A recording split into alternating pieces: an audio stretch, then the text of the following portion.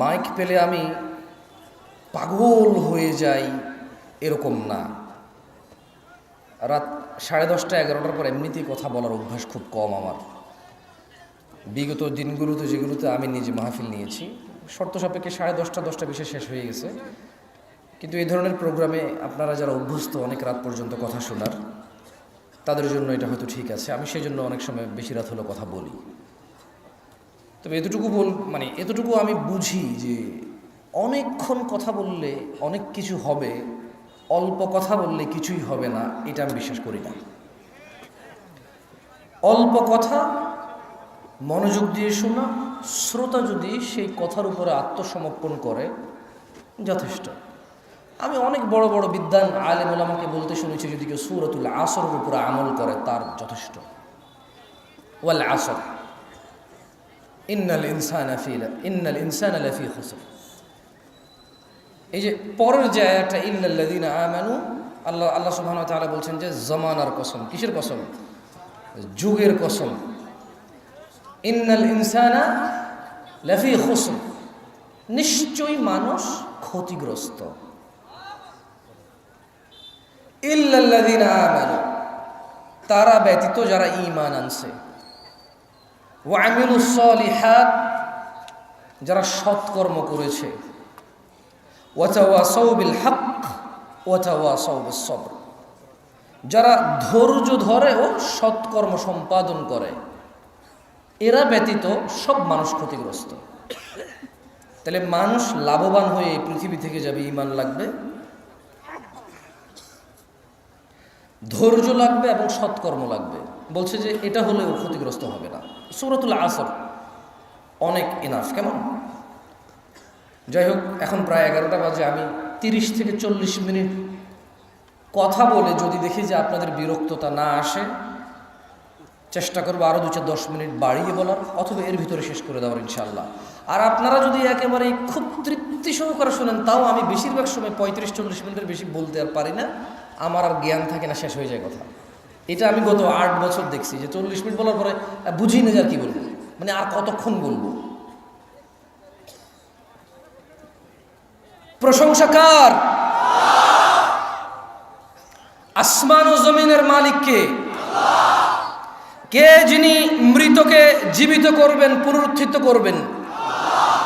কার কাছে মানুষের প্রত্যাবর্তন? কে যিনি মানুষের মায়ের গর্ভে সন্তান দান করেন? বৃষ্টি দান করে কে?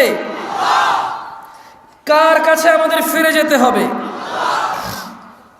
আমাদের মধ্যে যে বন্ধুত্ব কামনা করে, আল্লাহ সুবহানাহু ওয়া তাআলা তার জন্য যথেষ্ট। যে হুজ্জতের প্রমাণ চায়, কোরআনুল কারীম তার জন্য যথেষ্ট। যে প্রাচুর্য কামনা করে, অল্পে তুষ্টি তার জন্য যথেষ্ট। যে উপদেশ চায়, মৃত্যুর স্মরণ তার জন্য যথেষ্ট। আর যার এগুলোতে কোনো কাজ হবে না, মহাপরাক্রমশালী আল্লাহ তার জন্য যথেষ্ট। হে আদমের সন্তানগণ, নফস তো দুনিয়ায় পড়ে রইল, মন তো দুনিয়ায় পড়ে আছে, অথচ এমন কোনো জাতি নেই যে জাতিকে দুনিয়া একত্রিত করেছে, এরপর তারা দুনিয়া থেকে বিদায় নেয়নি। দাম্ভিক অহংকারী কোথায় ওরা? যারা ধন সম্পদ সঞ্চিত করেছিল, ওরা এখন নেই, থাকতেও পারবে না। যারা বিশ্বাস স্থাপন করে এবং তাদের অন্তর আল্লাহর জিকির দ্বারা প্রশান্তি লাভ করে। হে তাওহীদ পন্থীগণ, কে একক? একক কে? কে একক? কে সর্বপ্রাপক? রহমান কে? করুণাময় কে? মহা অধিপতি কে? চিরপবিত্র কে? শান্তি বিধায়ক কে? কর্মনিয়ন্ত্রক কে? নিরাপত্তাকে দান করে সর্বনিয়ন্তাকে? মহাপরাক্রমশালী কে? কে মহামহিম? মহান স্রষ্টাকে? সর্বসৃষ্টিকর্তাকে? আল্লাহ। প্রজ্ঞাবান কে? কার কাছে ফিরে যাব? তাহলে প্রশংসা কার? ইবাদত কার? আইন কানুন কার? হারাম হালাল কে নির্ধারণ করবে? কার কাছে মাথা নত হবে? নিজেকে উজাড় করে দেব কার পথে? আলহামদুলিল্লাহ, আলহামদুলিল্লাহ, আলহামদুলিল্লাহ। ভাই আমার, যদি আপনি মনে করেন আপনার পূর্বে এই পৃথিবীতে কোনো যুবক জওয়ান এই পৃথিবীতে আগমন করেননি, আপনি প্রথম যুবক যে 20 কিলোমিটার জোরে গতিতে দৌড়াইতে পারেন, যে এখনো চশমা ছাড়া চোখে দেখেন, লাঠি ছাড়া এখনো সোজা হয়ে হাঁটতে পারেন, যদি আপনি মনে করেন আপনি ছাড়া এই পৃথিবীতে শক্তিশালী কোনো পুরুষ, কোনো ম্যাচিওর ম্যান অথবা ওমেন এই পৃথিবীতে এর আগে আসেনি, এটা আপনি ভুল ধারণা করছেন।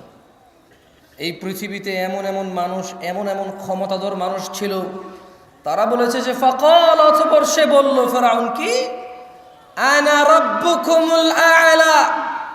ভাবা যায় একজন মানুষ পৃথিবীতে কতটা ত্রাস বিস্তার করেছিল, কত স্বৈর শাসক ছিল, কতটা স্বৈরাচারিতা ছিল তার ভিতরে, কত তার দাপট আর ক্ষমতা, তার কথার দাপট তার কতটুকু চলতো, যে সে দেখলো যে তার উপরও তো কেউ নাই, এবং সে বলে উঠল ফাকাল আনা রাব্বুকুমুল আ'লা। সে বলল আমি তোমাদের সবার উপরের রব। উনি একজন মানুষ ছিল, ফেরাউন। কি ছিল সে? কি ছিল? আপনার ক্ষমতা আছে এই জায়গার এমপি বলার, চেয়ারম্যান বলার ক্ষমতা আছে আপনার? বলতে পারবেন যে এই এলাকায় আমি অমুক কথা বলছি, কোন মায়ের বেটা কি করতে পারবি? আগামী 1 মিনিটের মধ্যে মার খেয়ে যাবেন। বলবেন যে তোরে থাপ্পড় দিছি, কি করবি কর। আপনি বলবেন যে আমি এই জায়গায় দাঁড়াইছি, কোন মায়ের বেড়া আছে বসাইতে পারে? আরেকজন এসে মুড়ে বলবো যে তোরে মুড়ে এলাম, তুই কি করতে পারি কর। কিন্তু ফেরাউন যখন বলেছিল ফাকাল আনা রাব্বুকুমুল আ'লা, আমি তোমাদের সবার উপরের রব, কারো ক্ষমতা ছিল না কিছু বলার। এত শক্তিশালী মানুষ কোথায়? কোথায়?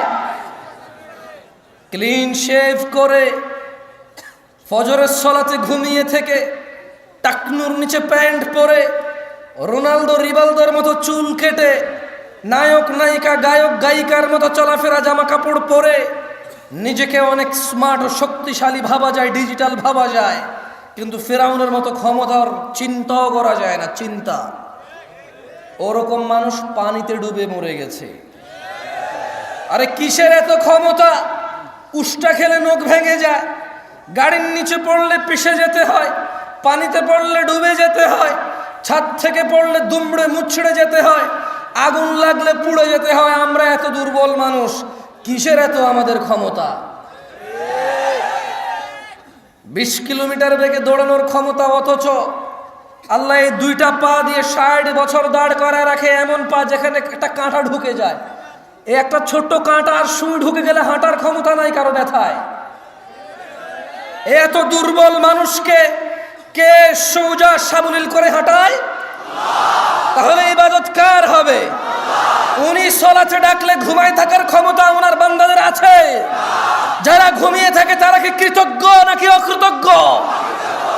আল্লাহ সুবহানাহু ওয়া তাআলা কোরআনুল কারীমে বলছে, ইয়াউমা লা ইয়ানফা'ু মালুন ওয়ালা বানুন, যেদিন ধন সম্পদ সন্তান সন্ততি কাজে আসবে না, ইল্লা মান আতাল্লাহা বিকলবিন সালিম, সেদিন শুধু উপকৃত হবে বিশুদ্ধ অন্তঃকরণ নিয়ে যে আল্লাহর কাছে যাবে। সিগারেট খোর, মদ খোর, জুয়ারি, নেশারি, মারামারি করা লোক, দুর্নীতিবাজ, ঘুষখোর, সুদখোর, মিথ্যাবাদী, মিথ্যুক, নাচ গান করনেওয়ালা, এদের হৃদয় বিশুদ্ধ? নাকি 5 ওয়াক্ত সালাত আদায়কারী, সদা সত্যবাদী, আল্লাহ ভীরু, এদের হৃদয় বিশুদ্ধ? কার? যে জুমার দিন সর্বশ্রেষ্ঠ দিনকে কেন্দ্র করে শেভ করে, তার হৃদয় বিশুদ্ধ না? এদেশের শেভের দিন কোন দিন বলতে পারেন? এদেশের শেভের দিন কোন দিন বলতে পারেন? বিয়ের দিন শুক্রবার, শেভের দিন শুক্রবার। এই দেশে সিনেমা নাটক রিলিজ হয় কোন দিনে বলতে পারেন? কেন? সবার বন্ধ সময় আছে, সিনেমা দেখবে, এই জন্য শুক্রবারে সিনেমা নাটক বের হয়ে দেশে। রমাদানের পর ঈদ আসে ইবাদাহ, কুরবানি আসে ইবাদাহ। ওরা জেনে গেছে, ইহুদি নাসারারা, মুনাফিকদের অনুসারীরা জেনে গেছে এখানকার মুসলিমরা আল্লাহর পক্ষ থেকে দেওয়া আনন্দ, ঈদের আনন্দ, আল্লাহর ইবাদত সৎ পথে না থেকে সিনেমা নাটকে মজে উঠবে, মেতে উঠবে। তাই ওরা ঈদ কুরবানি কেন্দ্র করে ওরা সিনেমা নাটক বানায়। ওরা জানে সবার ছুটি, চাকরি নেই, বাকরি নেই, বেতন আছে। এমন সুযোগের সময় ওরা নিজ পিতামাতা নিজের কোরআনের অজ্ঞতা দূর করবে না, আলিফ বাতা বলতে পারে না তা শিখবে না, সলাতের রুকু এই যে আহকাম হুকুমগুলো ওরা জানে না, তাসবিহ তাহলিলগুলো ওরা জানে না, ওরা শিখবে না, ওরা সিনেমা নাটক দেখবে। মুনাফিকদের অনুসারীরা জেনে গেছে যে আমরা নামে মুসলমান, সময় পেলেই সিনেমা দেখব, সময় পেলেই নাটক দেখব। এজন্য ওরা জানে কখন আমাদের বন্ধ, সে অনুযায়ী সিনেমা নাটক ওরা করে। এ হচ্ছে আমাদের ইমেজ মুনাফিকদের অনুসারীদের, শয়তানদের অনুসারীদের কাছে। ওরা জেনে গেছে আমরা কখন শেভ করি, ওরা জেনে গেছে আমরা কখন সিনেমা নাটক দেখি, সে অনুযায়ী ওরা আমাদের জন্য বানায়। আল্লাহ বলছেন, ইয়াউমা লা ইয়ানফাউ মালুন ওয়ালা বানুন। ও পাঁচ সন্তানের পিতা, ও জজ ব্যারিস্টারের পিতা, ও এমপি মন্ত্রীর পিতা, ও ব্যবসায়ী ধনাঢ্য ধন সম্পদশালীর পিতা, ইয়াউমা লা ইয়ানফা, সেদিন কোন কাজে আসবে না, মালুন ওয়ালা বানুন, সম্পদ এবং সন্তান, ইল্লা মান আতাল্লাহা বিকলবিন সালিম। সেদিন শুধু উপকৃত হবে যে আল্লাহর কাছে একটা বিশুদ্ধ, সুন্দর, পরিষ্কার অন্তর নিয়ে হাজির হবে। ওয়াউজলিফাতিল জান্নাতু লিল মুত্তাকিন, আল্লাহ ভীরুদের জন্য জান্নাতকে নিকটবর্তী করা হবে। ওয়াবুররিজাতিল জাহিমু লিল গাওয়িন, ওয়াবুররিজাতিল জাহিমু লিল গাওয়িন, এবং পথ ভ্রষ্টদের জন্য জাহান্নামকে উন্মোচিত করা হবে। লা হাওলা ওয়ালা কুওয়াতা ইল্লা বিল্লাহিল আলিয়্যিল আযীম। তাহলে পথ ভ্রষ্টের জন্য সেদিন কি করবে আল্লাহ? আপনারা কি শুনেন নাই আমি কি বলছি? জাহান্নামকে কি করবে? খুলবে। জাহান্নামকে কি করবে? খুলবে, মেলে ধরবে, উন্মোচিত করবে আল্লাহ সুবহানাহু ওয়া তাআলা পথ ভ্রষ্টদের জন্য। ওয়াকিলা লাহুম, এবং ওদের তিনি সুবহানাহু ওয়া তাআলা বলবে, আইনামা কুনতুম তা'বুদুন, তারা কোথায় যাদের তোমরা ইবাদত করতে, মিন দুনিল্লাহ, আল্লাহর পরিবর্তে যাদের তোমরা ইবাদত করতে।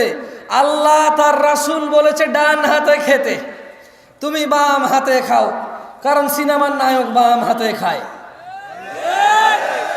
আল্লাহ নবী সাল্লাল্লাহু আলাইহি সাল্লাম চুল একরকম কাটতে বলেছে, তুমি এটার মধ্যে এমনি উমনে আইকা উইকা ছোট, এখান দিয়ে ওখান দিয়ে বড়, এখান দিয়ে হ্যান, এখান দিয়ে তেন, এখান দিয়ে লাল, ওখান দিয়ে নীল, এখান দিয়ে বেগুনি। কেন? তোমাকে রোনালদো রিভালদো বলছে, তোমাকে সিনেমার নায়ক নায়িকা গায়ক গায়িকা বলছে এমনি যদি চুল কাটো তাইলে না তোমার সুন্দর লাগে। তিনি সাল্লাল্লাহু আলাইহি ওয়াসাল্লাম বলেছে, ওয়াগফিরুল্লাহ, ও আমার উম্মতরা, দাড়িকে মাফ করে দাও, ক্ষমা করে দাও দাড়িকে। ওয়াফুল্লাহ, দাড়িকে লটকাও, যতটুকু ঝুলে ঝুলাও এটাকে। তুমি বলো সিনেমার নায়ক বলেছে, যখন তুমি একেবারে এটাকে শেপ করে ক্লিন করে সিদ্ধ ডিমের মতো হয়ে যাবা, তখন তোমার সুন্দর লাগবে। ভাই তোমারা কেমন লাগে জানি না, আমি ব্যঙ্গ করে বলছি না। বহু মানুষ দেখছি দাঁড়িয়ে আছে, এরপরে শেভ করার পরে মনে হয় যেন ডিম ছুলে ফেলছে, এরকম লাগছে, আলু ছুলে ফেলছে, এরকম লাগে। আমি ব্যঙ্গ করে বলছি না, বললাম আমার এরকম লাগে না। আর কি আমার হয়তো এটা আমার প্রবলেম, হয়তো আমার হীন মন মানসিকতা, হয়তো আমার ছোট নীচ মন মানসিকতা। আমি আন্তরিকভাবে ক্ষমা চাচ্ছি আমার এই নীচ মন মানসিকতার জন্য। তবে আমার এমনই মনে হয় দেখলে। তোমার কাছে মনে হয় এখন লাভ দিলে 10 হাত উপরে উঠে যাবার, শেভ করছো, ক্ষমতা বেড়ে গেছে। যে মেয়েরে প্রপোজাল করবা সে মেয়ে আর ফিরাইতে পারবে না।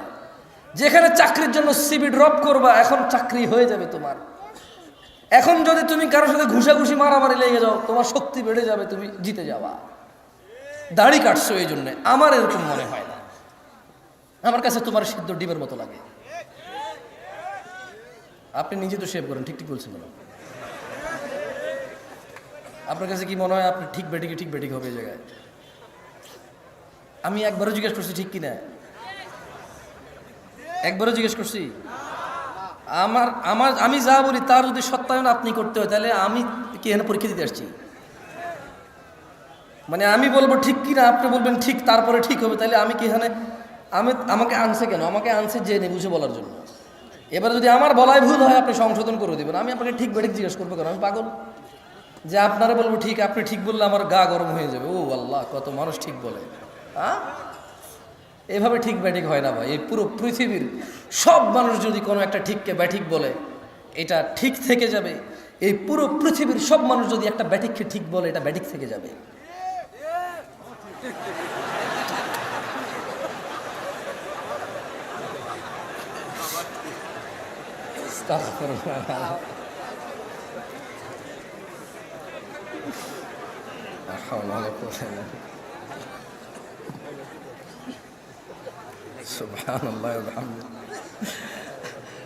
আচ্ছা, আমি 2-3 বার ঠিক কিনা জিজ্ঞেস করবো, আপনারা জবাব দিবেন। তাইলে আশা করি মনের ভিতরে যেটা এতক্ষণ না বলতে পারার কষ্টটা চলে যাবে। ঠিক কিনা, ঠিক কিনা, ঠিক কিনা, কি ঠিক?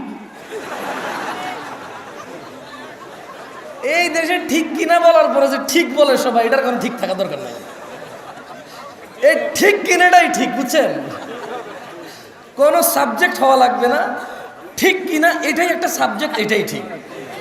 এবং ধরেন আমি বলি, আমাদের অবস্থা এমন, আমি দেখলাম যে ধরেন এক্স ওয়াই রে ঘুষি দিছে, আমি হইলাম জেড, এটা দেখছি। এক্স ওয়াই রে ঘুষি দিছে, আমি জেড দেখছি। এখন এক্স আইসা যখন আমার বলো যে জামশেদ ভাই, কোন জীবনে বেয়াদবি দেখছেন? না। আপনাদের সাথে কোনোদিন বেয়াদবি করছি? না, আসলে করেন নাই। ভাই আমি মারছি? না, আমি তো দেখি নাই। কারণ আমার বিচারক মানছে তো, একদম জীবন আমার সাথে বেয়াদবি করে নাই। আপনাদের সামনে জীবনে বেয়াদবি খুশি কোনোদিন 2 কথা হয়েছে? ভাই কোন ভাই, এগুলোকে যখন যখন ফুলাই আমার সাক্ষী মানে না আসলে বেয়াদবি কোনোদিন করেন না ভাই আপনি। তো এগুলো হচ্ছে আমাদের মানে একেবারে রক্তে মিশে গেছে জিনিসগুলা। অন্যায় দেখার পরও যখন আমার বিচারক মানা হয়, আমি বলি যে না, ছেলেটা তো সম্মান করছে আমার। মানে সিগারেট আল্লাহর সামনে খায়। কার সামনে খায়? আল্লাহর সামনে খায়। এটাতে বেয়াদবি নাই। বলে যে ছেলে খুব ভালো, জীবনেও বেয়াদবি করে নাই। মাঝে মধ্যে সিগারেট খায় মনে হয়, আমাকে দেখি ভাবে হাত এইভাবে রেখে দেয় পিছনে। হ্যাঁ, মানে আমার সামনে খায় না। এই হলো যে ছেলের আদব। ওনার সামনে খায় না, এই জন্য ছেলের আদব। আল্লাহর সামনে খায় কোনো সমস্যা নাই। আল্লাহ আমাদেরকে বুঝে তৌফিক দান করে। যাই হোক, শোনো ছোট ভাই আমার, তোমাদের সামান্য কিছু নসিহত করে চলে যাব। আমার প্রাণ প্রিয় দিনী ভাই, আল্লাহ সুবহানাহু ওয়া তাআলা আমাদের সৃষ্টি করেছেন সুন্দরতম অবয়বে, এবং তিনি যেভাবে চেয়েছেন ঠিক সেভাবেই তিনি আমাদের সৃষ্টি করেছেন। যেমনটা তিনি কোরআনুল কারীমে বলেন, হুয়াল্লাযী ইউসাউবিরুকুম ফিল আরহামি কাইফা ইয়াশা, তিনি মাতৃগর্ভে যেভাবে ইচ্ছা তোমাদের আকৃতি গঠন করেন। আমাদের আকৃতি কে গঠন করেছে? বিয়ে শাদী, অমুক মেয়ে সুন্দরী, অমুক ছেলে সুন্দর, এই জন্য তোমার সময় আসার অপেক্ষা না করে জেনা ব্যভিচারে লিপ্ত হয়ে, দাঙ্গা ফাসাদে লিপ্ত হয়ে যেও না। তিনি সুবহানাহু ওয়া তাআলা যেভাবে খুশি, উনি যেটা ইচ্ছা করেছেন, পছন্দ করেছেন, এভাবেই তিনি মেয়ে অথবা ছেলে, তোমাকে অথবা তোমার বোনকে, তোমাকে অথবা তোমার স্ত্রীকে, তোমার বাবা অথবা তোমার মাকে সৃষ্টি করেছেন, যেভাবে তিনি ইচ্ছা করেছেন। সময় আসার পূর্বে জেনা ব্যভিচারে লিপ্ত হয়ে সমাজ জাতি বিশৃঙ্খল করে তুলিও না তোমরা। সামাজিক ফিতনা ফাসাদ, পারিবারিক দ্বন্দ্বে তোমরা নিজেরা একে অপরের ধ্বংস কামনা করিও না। গান বাজনা থেকে বিরত থাকো। ইয়া শিবাব, হে যুবকরা, আহলুল মুনাফিকদের ফাঁদে পা দিও না। তারা চায় তোমরা গান বাজনায় মেতে থাকো, অথচ আল্লাহ সুবহানাহু ওয়া তাআলা সূরা লুকমানে বলেন, ومن الناس من يشتري لهو الحديث ليضل عن سبيل الله بغير علم ويتخذها هزوا হুজুয়া উলাইকা লাহুম আযাবুম মুহিন। আর মানুষের মধ্যে কেউ কেউ আল্লাহর পথ থেকে বিচ্যুত করার জন্য অসার বাক্য কিনে নেয় জ্ঞান ছাড়াই, এবং আল্লাহর দেখানো পথ নিয়ে ঠাট্টা বিরূপে মেতে ওঠে। তাদের জন্য রয়েছে অবমাননাকর শাস্তি। রাসূল সাল্লাল্লাহু আলাইহি সাল্লাম বলেন, আমার উম্মতের কিছু লোক মদের নাম পাল্টিয়ে তা পান করবে। তাদের সামনে গায়িকারা বিভিন্ন বাদ্যযন্ত্র সহকারে গান করবে। আল্লাহ তাআলা তাদের ভূগর্ভে বিলীন করে দেবেন এবং কিছুকে আকৃতি বিকৃত করে দেবেন। ইয়া শিবাব, গান বাজনা থেকে বিরত থাকো। আহলুল মুনাফিকরা চায় তোমরা তোমাদের সুন্দর জীবন ও যৌবন গান বাজনায় মেতে উঠে, গান বাজনায় ভুলে গিয়ে নিজেদের ভবিষ্যৎ, নিজেদের দিন, আখলাক, চরিত্র, নিজেদের জীবনের গুরুত্ব, যৌবন তোমরা বিসর্জন দাও। তারা চায় তারা যেভাবে নাচে সেভাবে নাচো, যেভাবে নাচায় সেভাবে নাচো। তোমরা তাদের অ্যালগরিদমে চলে আসো। তারা আজকে এই গান, কালকে ওই গান, আজকে এই সিনেমা, কালকে ওই সিনেমা, পরশু অমুক সিনেমা চলে আসছে, আসতেছে, আসবে, বানাইছে, বানাবে, বানাতে পারে। তোমাদের একটা চক্রের ভিতরে তারা রেখে দিয়েছে। ইয়া শিবাব, হে যুবকরা, আহলুল মুনাফিকদের ফাঁদে পা দিও না। তারা চায় তোমরা নেশায় মত্ত হয়ে তোমরা তোমাদের জীবনটাকে জাহান্নামের দিকে ঠেলে দাও। তারা চায় তোমরা নেশায় মত্ত হয়ে, নেশায় নিজেকে উজাড় করে দিয়ে, উৎসর্গ করে দিয়ে তারা চায় তোমরা জাহান্নামের নিকটবর্তী হয়ে, জাহান্নামের গভীরে গহ্বরে তোমরা বিলীন হয়ে যাও। তারা চায় তোমরা শয়তানের ফাঁদে পা দাও, তোমরা আল্লাহ দ্রোহিতায় মেতে ওঠো। তারা চায় তোমরা নেশা করে আল্লাহ ও তার রাসূলের দ্রোহিতায় মেতে ওঠো। অথচ আল্লাহ সুবহানাহু ওয়া তাআলা চায় তোমরা সফল হও, সফলতার দিকে আসো। তিনি সুবহানাহু ওয়া তাআলা বলেন, ইয়া আইয়ুহাল্লাযীনা আমানু, হে তোমরা যারা ঈমান এনেছো। কারা কারা আমরা ঈমান এনেছি রবের প্রতি? তাকবীর! ঈমান এনেছি কারা কারা? কার প্রতি ঈমান আনছি? তিনি আরশের মালিক কে? বিচার দিবসের মালিক কে? জান্নাত জাহান্নামের মালিক কে? সুস্থতাকারী কে? রিজিক দাতা কে? আমরা ওনার প্রতি ঈমান আনছি। তিনি বলছেন, ইয়া আইয়ুহাল্লাযীনা আমানু। তাহলে আমাদেরকে বলছেন, যারা আমরা ঈমান আনছি সবাইকে বলেন। যে বেঈমান, মুশরিক, কাফের, ওকে বলেনি। তিনি সুবহানাহু ওয়া তাআলা আমাকে, আপনাকে, আমরা যারা ঈমান এনেছি ওদেরকে বলছেন যে ইন্নামাল খামরু ওয়াল মাইসির ওয়াল আনসাবু ওয়াল আজলামু রিজসুম মিন আমালিশ শাইতান ইয়া আইয়ুহাল্লাযীনা আমানু ফাজতানিবু। হে তোমরা যারা ঈমান এনেছো, নিশ্চয়ই মদ, জুয়া, মূর্তি পূজার বেদী ও ভাগ্য নির্ণয় করা তো কেবল ঘৃণার বস্তু, শয়তানের কাজ। ফাজতানিবু, তোমরা এটা থেকে বিরত থাকো, তোমরা এটা বর্জন করো। ফাজতানিবু লাআল্লাকুম তুফলিহুন, মদ, জুয়া এগুলো তোমরা বর্জন করো। লাআল্লাকুম তুফলিহুন, যাতে তোমরা সফল হও।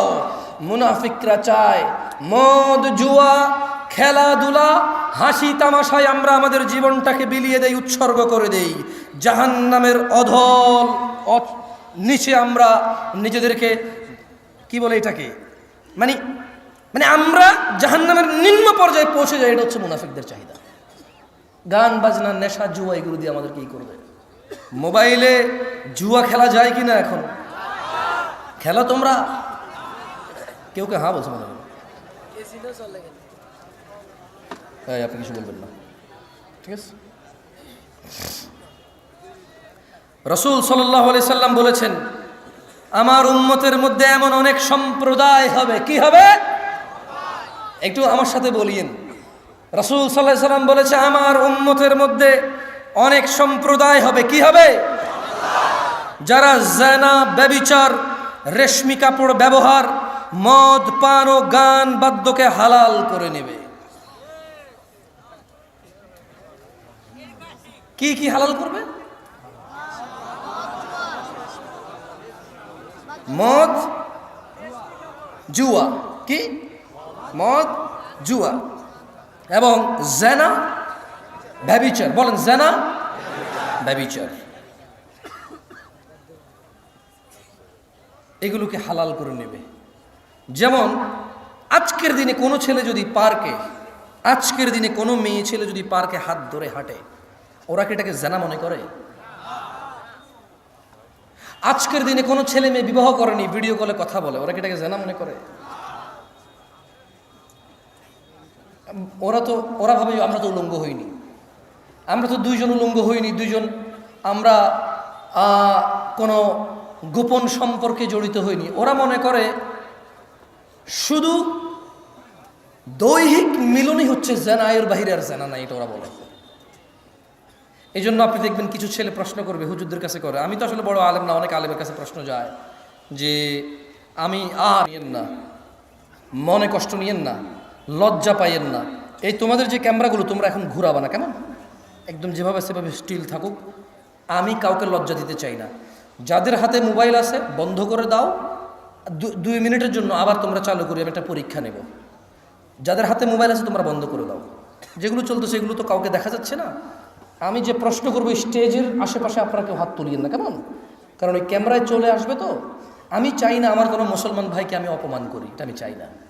আমি চাই না ওর সম্মান নিলামে উঠে যাক, ফেসবুক উঠে যাক, ইউটিউব উঠে যাক, এটা আমি চাই না। আমি চাই ইসলাহ, সংশোধন। আমি কি চাই? সংশোধন। আমি একটা প্রশ্ন করব, আপনারা সত্যি জবাব দিবেন আমাকে, কথা দেন। লজ্জার কিছু নেই, কেউ কারো দিকে তাকাবেন না কেমন। এখন আমি আপনাদের একটা প্রশ্ন করব, আপনারা জবাব দিন, এবং কেউ কারো দিকে তাকায়েন না। এটা দুষ্টামির কিছু না, এটা আফসোসের কিছু, এটা লজ্জাস্কর কিছু। এটা মানে মাথা নত হয়ে নাকে খত দেওয়ার চাইতে বেশি লজ্জাস্কর কিছু আমি জিজ্ঞেস করব। এটা আফসোস, আফসোসের কিছু, হাসি তামাশার কিছু হবে না। তবে আমি অনুরোধ করব, কেউ কারো দিকে তাকাবেন না, কেউ কারো দিকে ক্যামেরা করবেন না, সত্যি করে জবাব দেবেন। আমি শুধু ইসলাহের জন্য জিজ্ঞেস করতেছি, যারা যারা আজকে ঈশান নামাজ পড়েন নাই এখনো, রাতের বাজে 11:30, যারা যারা আজকে ঈশান নামাজ এখনো পড়েন নাই তারা তারা হাত তোলেন। কেউ কারো দিকে তাকায়েন না, কেউ কারো দিকে তাকায়েন না, সবাই নিচের দিকে, নিচের দিকে তাকান, নামান। ওয়াল্লাহি যা আমি দেখছি, আমি এই স্টেজ থেকে যা দেখছি, এরা যা দেখছে, তা যদি আপনারা সামনের যারা আছেন দেখতেন, লজ্জায় মাথা নত হয়ে যেত। এ হচ্ছে আমাদের ইসলাম, এ হচ্ছে আমাদের ইসলাম। বাবার লজ্জা করে না তার ছেলে বেনামাজি, শ্বশুরের লজ্জা করে না তার মেয়ের জামাই বেনামাজি, মেয়ের জামাই লজ্জা করে না শ্বশুর বেনামাজি, বড় ভাইয়ের লজ্জা করে না ছোট ভাই বেনামাজি, ছোট ভাইয়ের লজ্জা করে না বড় ভাইয়ের সামনে বেনামাজি। সমাজের চেয়ারম্যান মেম্বার নামাজ চলা অবস্থায় তার জনগণের সামনে সে বেনামাজি অবস্থায় বসে থাকে, অথচ সে জনপ্রতিনিধি। বিচারকের লজ্জা করে না ওই সম্মানজনক জায়গা থেকে সে বেনামাজি। বিবাহের মধ্যে দোষের মধ্যে আসে না যে ছেলে নামাজ পড়ে না, এখানে বিবাহ দেওয়া যাবে না, এটা দোষের মধ্যে পড়ে না। এদেশে ব্যবসা বাণিজ্যের পার্টনারশিপ করার জন্য, চাকরি বাকরি করার জন্য সলাতি ছেলেকে গুরুত্ব দেওয়া হয় না, কারণ এদেশের মানুষ বলে বোরখার ভিতরে শয়তান বেশি, নামাজেরই বেশি খারাপ। ও নিজে নামাজ আদায় করে না, তো এই জন্য এটা বলে, অথচ ও জানে না খারাপ আমরা সবাই, মুশরিক ও গুনাহগার। খারাপ আমরা সবাই, মুশরিক ও গুনাহগার, এটা এক বিষয়, আর মুসলিম ও গুনাহগার এটা আরেক বিষয়। ওকে আমরা বাংলা ভাষায় বয়ান করে বুঝাইতে এখন পর্যন্ত সক্ষম হইনি।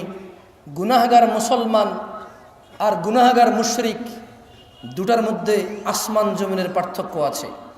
গুনাহগার মুসলমান আল্লাহ শাস্তি দিবে অথবা শাস্তি দিবে না, ক্ষমা করবে, কার ইচ্ছা? আল্লাহর ইচ্ছা। জান্নাতে যাবে, শাস্তি পেয়ে হলেও যাবে।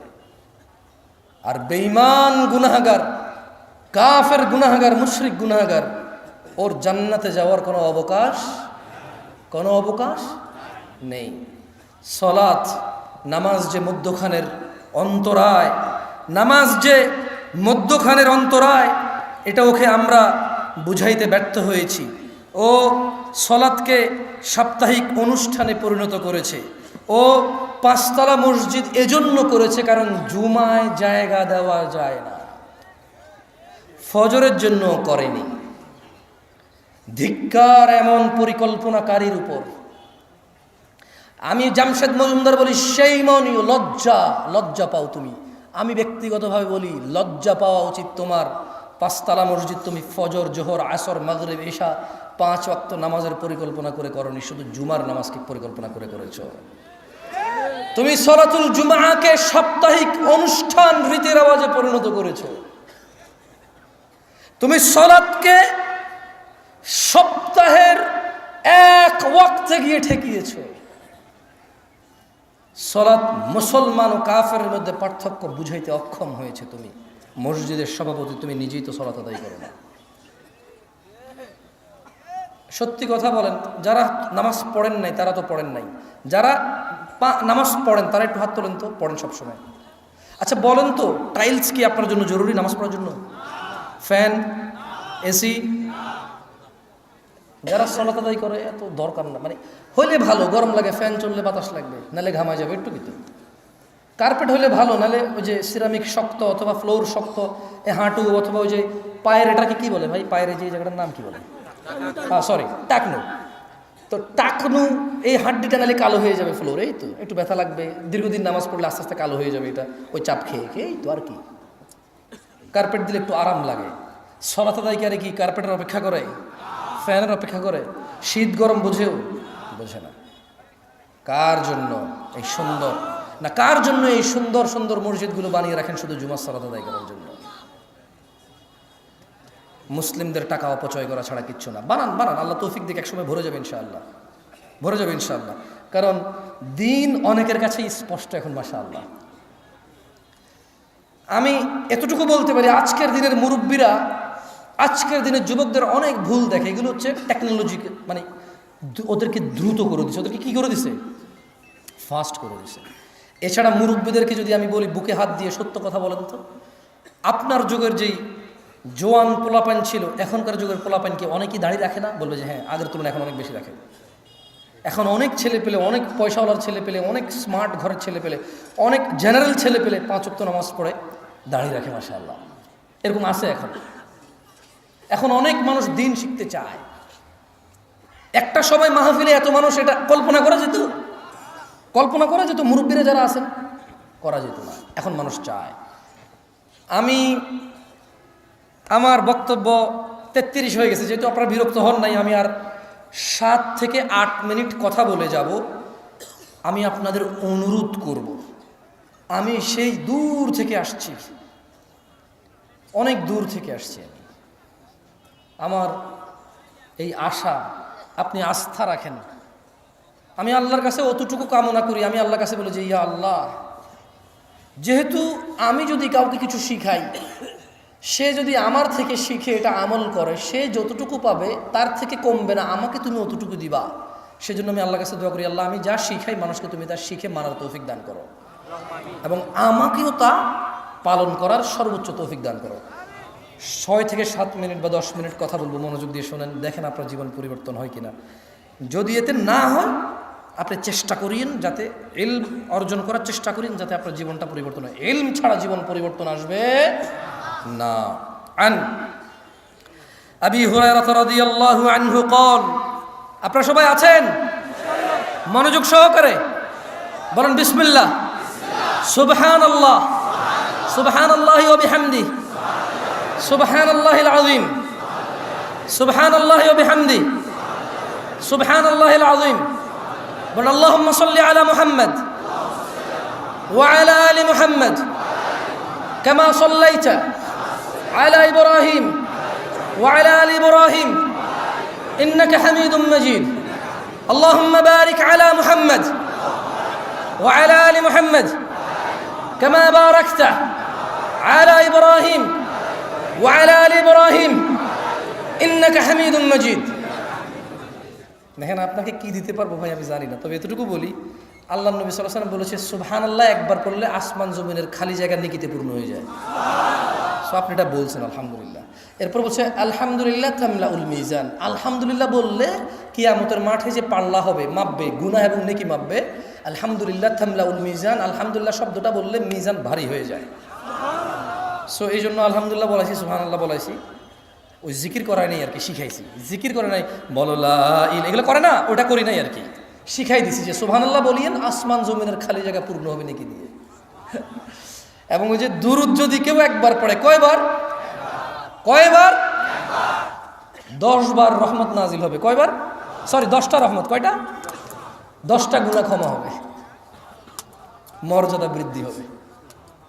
তো যদি আজকের মাহফিল থেকে যে বলেন যে কি পাইছি, আমি ভাই আপনাকে মুসলমান থাকার মিনিমাম উপায় বলবো, মানে এরপরে আপনি আর মুসলমান না, এরপরে আপনি আর মুমিন না, এটা মিনিমাম। এটা কি আমি এখন যেটা বলবো এটা হচ্ছে মানে মুসলমান আর কাফের, মুনাফিক আর মুসলমান, মুশরিক আর মুসলমানের মধ্যে পার্থক্যটা দিয়ে যাব আপনাকে।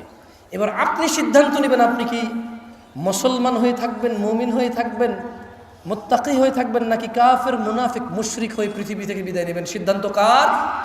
আপনাদের। যাই হোক, আন আবি হুরায়রা রাদিয়াল্লাহু আনহু, আবু হুরায়রা রাদিয়াল্লাহু আনহু থেকে বর্ণিত, তিনি বলেন রাসূল সাল্লাল্লাহু আলাইহি সাল্লাম বলেছেন, আমার সাথে একটু বলেন তো, কুল্লু উম্মতি ইয়াদখুলুনাল জান্নাহ। মুখ কি শক্ত হয়ে যাচ্ছে? বলেন আমার সাথে, কুল্লু উম্মতি ইয়াদখুলুনাল জান্নাহ। আমার সমস্ত উম্মত জান্নাতে যাবে। কে বলেছে? রাসূলুল্লাহ। কে বলেছে? সাল্লাল্লাহু আলাইহি ওয়াসাল্লাম। তিনি বলেছেন ইল্লা মান আবা, শুধু আবা জান্নাতে যাবে না। ক্বালু, সাহাবারা বলল, ওয়া মান ইয়াবা ইয়া রাসূলুল্লাহ, কে আবা ইয়া রাসূলুল্লাহ সাল্লাল্লাহু আলাইহি ওয়াসাল্লাম। তিনি সাল্লাল্লাহু আলাইহি ওয়াসাল্লাম বললেন, মান আতাআনি, যেই ব্যক্তি মুহাম্মদ সাল্লাল্লাহু আলাইহি সাল্লামের অনুসরণ করে, দাখালাল জান্নাহ, সে জান্নাতে যাবে। ওয়া মান আসানি, আর যে ইবাদতের ক্ষেত্রে নেকির জন্য, কল্যাণের জন্য, মুক্তির জন্য কোন ইবাদত করে অথচ আল্লাহর নবীর পক্ষ থেকে সাব্যস্ত নয়, সেই হচ্ছে আবা, সেই জান্নাতে যাবে না। আপনি সালাত শেষে দোয়া করবেন, মুনাজাত করবেন, এটা আপনার আর আপনার রবের সর্বোচ্চ আপনার নিরাপত্তা, যে আপনি কার কাছে হাত তুলেছেন, কার কাছে দিবে কে, কবুল করবে কে, কার কাছে চাইবেন, চাওয়া উচিত কার কাছে। তাহলে আপনি নামাজ শেষে হাত তুলবেন কার কাছে? কিন্তু আপনি একা তুলবেন নাকি আপনি ইমাম সাহেব সবাইকে নিয়ে সম্মিলিতভাবে তুলবেন? আর ভাই জবাব জিজ্ঞেস করতেছি না ভাই, শোনেন, আমি জিজ্ঞেস করবো, ভেজাল লাগায়েন না ভাই, এমনিতে ভেজালের শেষ নাই। কি বলি আগে দেখেন, আগে কি বলি দেখেন। আমি আগেই বলছি, আপনি কিছু বললে যায় আসে না, আমি বলতে উঠছি তো, আমি যখন আপনার থেকে বলানো লাগবে আমি নিজে আপনার বলে বলাবো ইনশাআল্লাহ। কেমন? একটু নিরাপত্তার বোঝেন ভাই, যাইতে হইব তো নিরাপত্তা, বুঝছেন? কোনি যদি দেওয়ার বোঝেন না, মায়ের খাবো নাকি এখন ভাই? অদ্দুর মানে সাহস এখন আমার হয় না যে মায়ের খাবো আর বলবো না, দরকার নাই ভাই, বাইসে থাকলে বহুত কথা কইতে পারবো ইনশাআল্লাহ, বোঝেন নাই?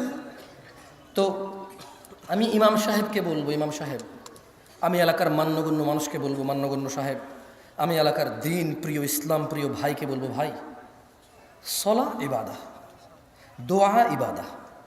সলাৎ শেষে আপনি নিজে দোয়া করবেন নাকি সবাইকে নিয়ে দোয়া করবেন, এটা হাদিস থেকে সলভ করেন, এটা আমি অনুরোধ করব। সহিহ সুন্নাহ দিয়ে এটা সলিউশন করে ফেলেন। আপনি সিদ্ধান্ত নেবেন তো, আল্লাহ আপনাকে স্বাধীনতা দিয়েছেন।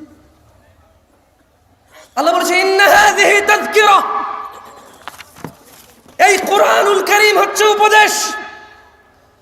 ফামান শাআ ইত্তাখাযা ইলা রাব্বিহি সাবিলা, তোমাদের মধ্যে যার খুশি স্বাধীন আছো, এটাকে অবলম্বন করবা।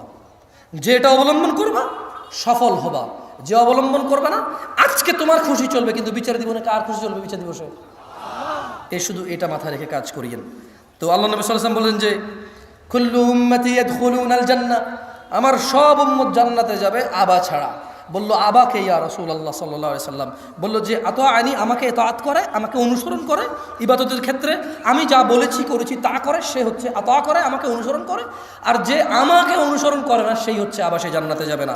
সালাতের গুরুত্ব নিয়ে দু চারটা কথা বলে আমি চলে যাব ভাই আমার, শুনেন। عن معاذ بن جبل رضي الله عنه قال قال رسول الله صلى الله عليه وسلم, আল্লাহ রাসূল সাল্লাল্লাহু আলাইহি ওয়াসাল্লাম বলেন, মুআয ইবনে জাবাল থেকে বর্ণিত, আলা উখবিরুকা বিরাসিল আমরি কুল্লিহি ওয়া আমুদিহি ওয়া যিরওয়াতি সানামিহি, আমি কি সমস্ত কাজের মূল স্তম্ভ ও সর্বোচ্চ শিখর সম্পর্কে তোমাদের জানিয়ে দেব না? কুলতু বালা ইয়া রাসূলুল্লাহ, মুআয ইবনে জাবাল রাদিয়াল্লাহু আনহু বলছেন যে আমি বললাম হ্যাঁ, হে আল্লাহর রাসূল আপনি আমাদেরকে জানিয়ে দিন। কল, আল্লাহর নবী বলেছে রাসুল আমরি আল ইসলাম, তিনি বললেন সকল কাজের মূল ইসলাম। সকল কাজের মূল কি? সকল কাজের মূল কি? ওয়া আমুদুহুস সালাহ, আর ইসলামের স্তম্ভ হলো নামাজ। ইসলামের স্তম্ভ কি? সকল কাজের মূল কি? সকল কাজের মূল কি? সকল কাজের মূল কি? সকল কাজের মূল কি? ইসলামের স্তম্ভ কি? ইসলামের স্তম্ভ কি?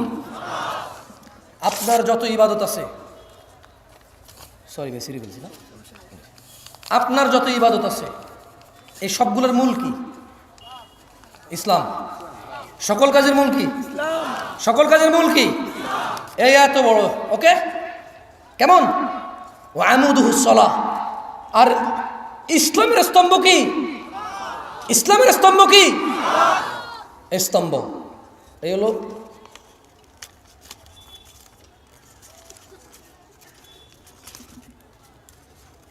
এটা কি আমি ধরে রাখা লাগতেছে? এই খুঁটি ওকে ধরছে কিনা? এই খুঁটি ওকে ধরছে কিনা? এখন এই খুঁটি পড়ে গেছে, আছে আর? আমার সাথে বলেন মুআয ইবনে জাবাল, বলেন মুআয ইবনে জাবাল, সবাই বলেন, সবাই বলেন মুআয ইবনে জাবাল রাদিয়াল্লাহু আনহু থেকে বর্ণিত। তিনি বলেন আল্লাহর নবী সাল্লাল্লাহু আলাইহি সাল্লাম বললেন, আমি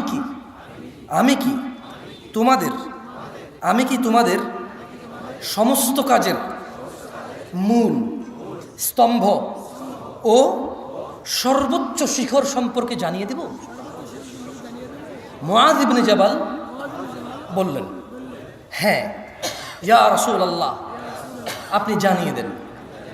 তিনি সাল্লাল্লাহু আলাইহি ওয়াসাল্লাম বললেন, সকল কাজের মূল ইসলাম। সকল কাজের মূল কি? ইসলামের খুঁটি কি? যার সলানে তার ইসলাম আছে, খুঁটিবিহীন ছাদ না? বাহ বাহ বাহ, সব কিছুকে আসমান মনে করেন না? সব কিছুকে আসমান মনে করেন। আপনি নিজেকে আসমান মনে করেন যে আপনার খুঁটি লাগবে না। আপনি কি আসমান? আপনি আসমান না, আপনি মানুষ। আপনি কি মানুষ? আপনি মুসলমান হইতে হলে খুঁটি লাগবে। ইসলামের খুঁটি কি? সলা। আল্লাহ সুবহানাহু ওয়া তাআলা আমাদেরকে বুঝার তৌফিক দান করুন। দেখেন, আমি আরো একটা হাদিস আপনাকে পড়ে শোনাই। এটা হচ্ছে আন আব্দুল্লাহ ইবনে মাসউদ রাদিয়াল্লাহু আনহু কল, মানে আব্দুল্লাহ ইবনে মাসউদ থেকে বর্ণিত, তিনি বলেন যে সাআলতু নবী সাল্লাল্লাহু আলাইহি ওয়াসাল্লাম, আমি আল্লাহ নবী সাল্লাল্লাহু আলাইহি ওয়াসাল্লামকে জিজ্ঞাসা করলাম, আইয়ুল আমালি আহাব্বু ইলাল্লাহ, আল্লাহর কাছে কোন কাজটি সর্বপ্রিয়? তিনি সাল্লাল্লাহু আলাইহি ওয়াসাল্লাম বললেন যে আসসালাতু আলা ওয়াক্তিহা, আল্লাহর কাছে সবচাইতে প্রিয় হচ্ছে সময় মতো নামাজ পড়া। আল্লাহর কাছে সবচাইতে প্রিয় আমল কি? সময় মতো নামাজ পড়া। বলেন আসসালাতু, জোরে, আসসালাতু আলা ওয়াক্তিহা। আল্লাহর কাছে সব থেকে প্রিয় ইবাদত কি? আসসালাতু আলা ওয়াক্তিহা। সালাত মানুষের গুনাহের কাফফারা হয়ে যায় ভাই আমার। যাই হোক, আমি লাস্ট একটা হাদিস বলে আজকের বক্তব্য থেকে আমি বিদায় নেব ইনশাআল্লাহ। রাত অনেক হয়েছে, আমি জানি আপনারা 30 কিলোমিটার দূর থেকে এখানে আসছেন না?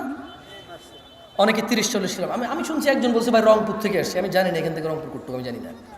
এই যে ও তো হাত তুললো, রংপুর থেকে আসছে। আমি কষ্ট দিতে ইচ্ছুক নই ভাই, আপনারা আমাকে ভালোবাসে আসছেন, আমার উচিত হবে না আপনাকে কষ্ট দেওয়া, কারণ আপনি আমাকে আল্লাহর জন্য ভালোবাসেন। আহাব্বুকুমুল্লাযী আহবাবতানি লাহ, আমিও আল্লাহর জন্য আপনাদের ভালোবাসি। দুইটা হাদিস বা একটা হাদিস বলে চলে যাব। দেখেন ভাই আমার, আন সাঈদ ইবনুল মুসাইয়্যিব রাদিয়াল্লাহু আনহু থেকে বর্ণিত। না কথা বলিয়েন না প্লিজ, একটা হাদিস স্যার প্লিজ, কথা বলিয়েন না। এইটা মানে আমি যে এতক্ষণ বলছি যে মুনাফিক মুশরিক হয়ে মরবেন নাকি মুসলমান হয়ে মরবেন, এই হাদিস থেকে বলছি আমি আসলে। যে সাঈদ ইবনুল মুসাইয়্যিব রাদিয়াল্লাহু আনহু থেকে বর্ণিত, তিনি বলেন আল্লাহর নবী সাল্লাল্লাহু আলাইহি সাল্লাম বলছে যে বাইনানা ওয়া বাইনাল মুনাফিকিন, আমাদের মুসলমানদের, আমাদের মুমিনদের, আমি আর আমার উম্মতের মধ্যে পার্থক্য হচ্ছে, আমি একটু ব্যাখ্যা করে বললাম আর কি, এভাবে উনি বলেনি। উনি বলেছে যে বাইনানা আমাদের, ওয়া বাইনাল মুনাফিকিন মুনাফিকদের মধ্যে পার্থক্য হচ্ছে শুহুদুল ইশা ওয়াস সুবহ, ঈশার নামাজ আর ফজরের নামাজ উপস্থিত হওয়া। মুনাফিকরা উপস্থিত হতে পারে না। যাই হোক, আজকের দিনের শেষ হাদিসটা আমার সাথে পড়ে আমরা চলে যাব, কেমন? এটা শেষ হাদিস, পড়বেন পড়বেন, যত শক্তি আছে শরীরে এটা দিয়ে পড়েন যাতে মনে থাকে। বলেন আমার সাথে, বলেন আন জাবির রাদিয়াল্লাহু আন। উঠে দাঁড়ান, সবাই উঠে দাঁড়ান, দাঁড়ায় পড়েন এটা, কারণ ওয়াজ শেষ। দাঁড়ান ভাই হয়েছে পুলিশ একজন এসে গুলি করে 2টা লাঠি দিয়ে বাড়ি দিলে কই দৌড়াবেন? ওকে এবার বলেন আন, জোরে আন জাবির রাদিয়াল্লাহু আন। জাবির রাদিয়াল্লাহু আনহু থেকে বর্ণিত, তিনি বলেন আল্লাহর রাসূল সাল্লাল্লাহু আলাইহি সাল্লাম বলেছেন বাইনাল আবিদি, সবাই হাত রাখেন, বাইনাল আবিদি ওয়া বাইনাল কুফরি, বাইনাল আবিদি ওয়া বাইনাল কুফরি তারকুস সালাহ, বান্দা এবং কুফরের মধ্যে পার্থক্য হচ্ছে তারকুস সালাহ, নামাজ ছেড়ে দেওয়া। যে নামাজ পরিপূর্ণ ছাড়ে সে কুফরিতে নিমজ্জিত হয়। আকুলু কওলি হাযা ওয়াস্তাগফিরুল্লাহ লি ওয়া লিসাইরিল মুমিনিন ফাস্তাগফিরু ইন্নাহু হুয়াল গফুরুর রহিম। সুবহানাকাল্লাহুম্মা ওয়া বিহামদিকা আশহাদু আল্লা ইলাহা ইল্লা আনতা আস্তাগফিরুকা ওয়া আতুবু ইলাইক। আসসালাম।